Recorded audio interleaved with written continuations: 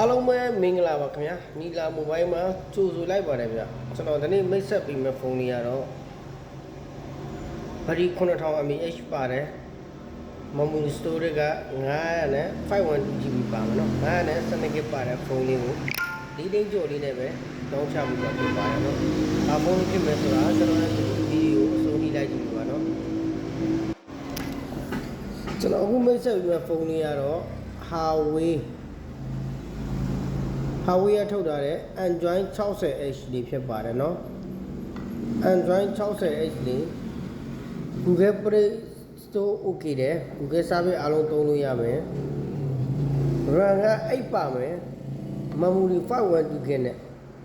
RAM 8ကိုမှ Memory 512GB လေးနဲ့เนาะ RAM 8ကို Memory 512GB လေးနဲ့เนาะ RAM 8ကို Memory 512GB လေးနဲ့ဘတ်တရီက9000 mAh ပါမယ်နော်အရောင်လေးရတယ်လုံးဝဝါရောင်လှလှလေးဒီဇိုင်းလေးလည်းသူ့ဟာနဲ့သူမိုက်တယ်ဗျဒီဖုန်းလေးကိုကျွန်တော်ရောင်းချပေးမယ်ဈေးနှုန်းလေးကတော့ဒီတိမ်ခွက်ချက်တယ်နဲ့ရောင်းချပေးမှာဖြစ်ပါတယ်နော် All-in-one display လေးလည်းပါပါသေးတယ်ဗျ All-in-one display လည်းပါမယ်ဒီမိုက်မီဒီဇိုင်းကလည်းတော်တော်မိုက်တယ်ဗျscreen size ကလည်းတော်တော်ကြီးတဲ့နေရာမှာပါတယ်ဗျ screen size လည်းကြီးမယ်ကင်မရာဆိုလည်းရှယ်ကင်မရာလည်းရှယ်ဗျကင်မရာရှယ်ကြီးမယ်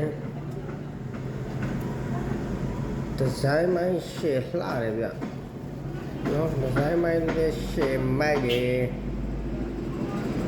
ဒီဇိုင်းမိုင်းလည်းရှယ်မိုက်တဲ့ဖုန်းလေးဗျာဒီဖုန်းလေးကိုကျွန်တော်4,500ကျပ်တယ်နဲ့ကျွန်တော်နီလာမိုဘိုင်းမှာလာရောက်ဝယ်ယူအားပေးလို့ရပါတယ်ဗျကျွန်တော်ယူမှာတခြား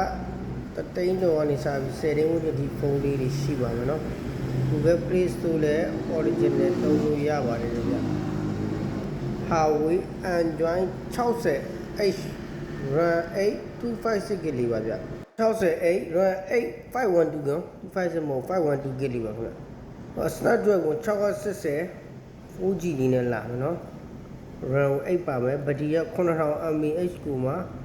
23ဝ support ပေးတာပါတယ်နော် charging